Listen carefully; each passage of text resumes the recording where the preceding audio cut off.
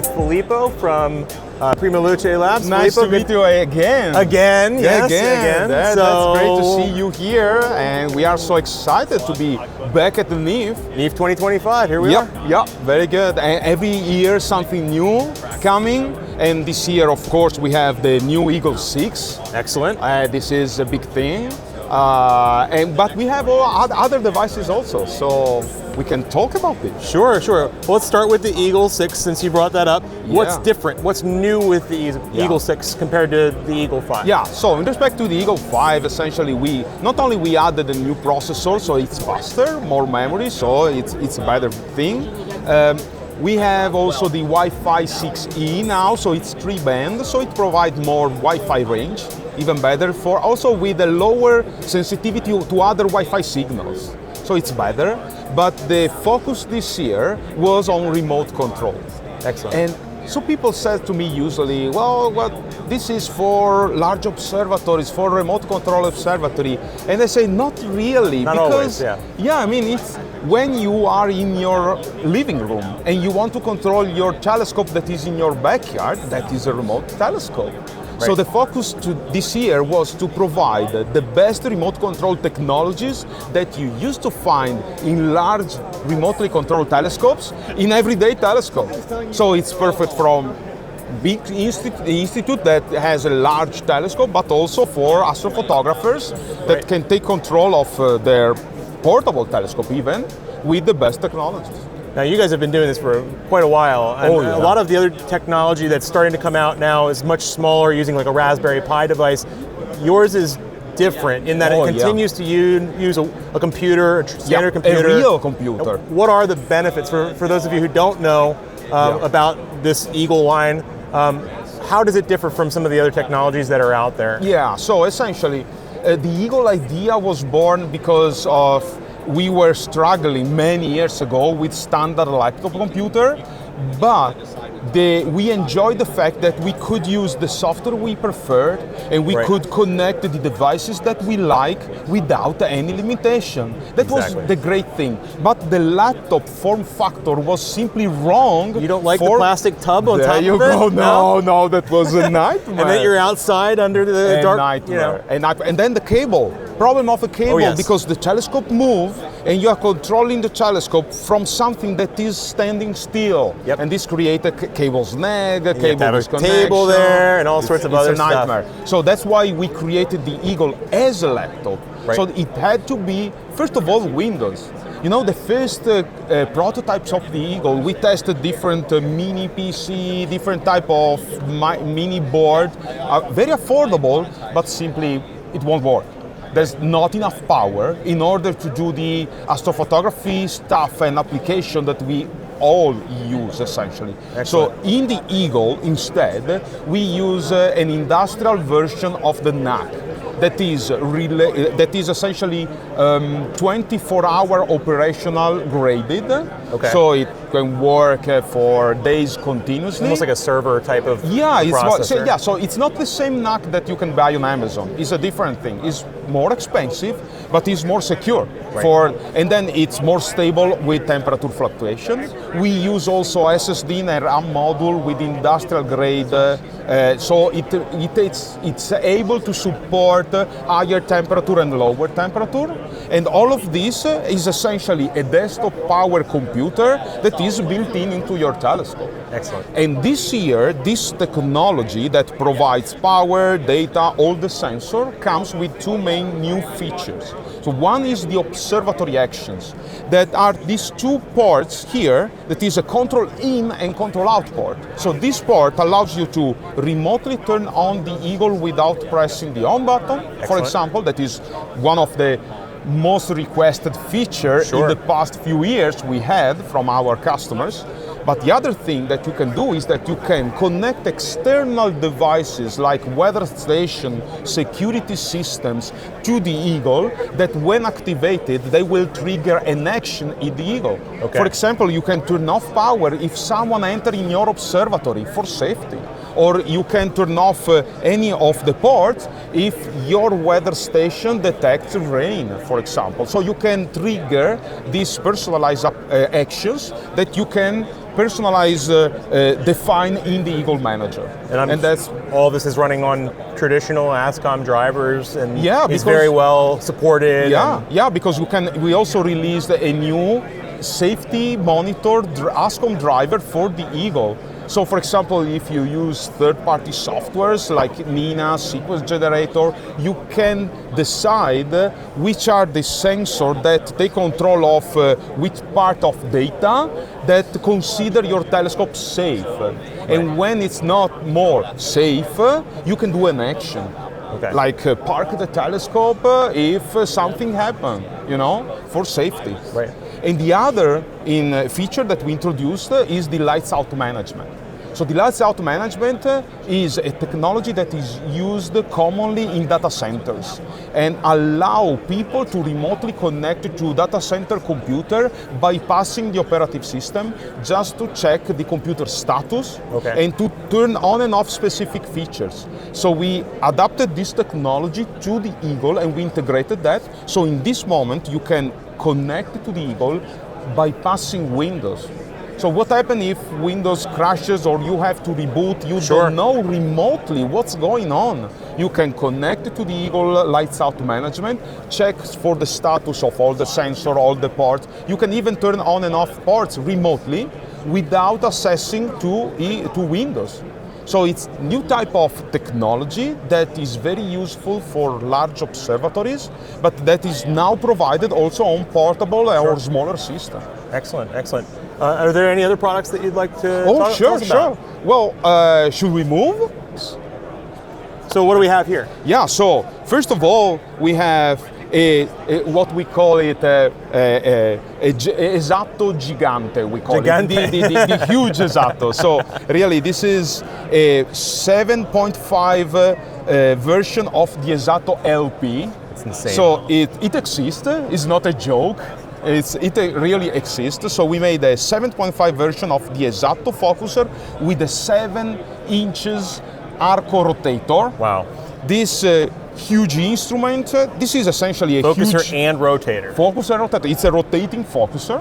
It has 40 kilos payload capacity with arc second resolution rotation. Wow.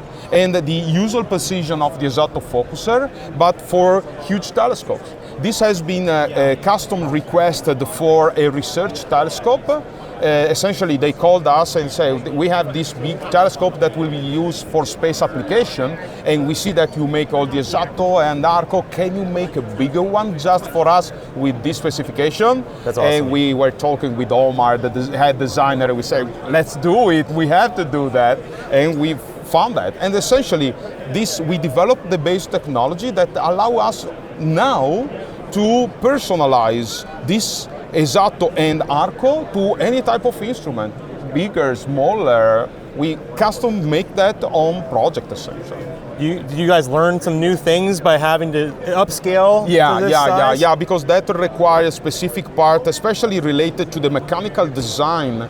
Because when you have this, you have this specific request with very high payload capacity, and you need to consider something that in usual astrophotography you don't consider, because it's over the limit, the usual limit, you know? So we had to redesign something, but they are using that. It works just fine, and they were very happy, so that's okay. So that's one thing.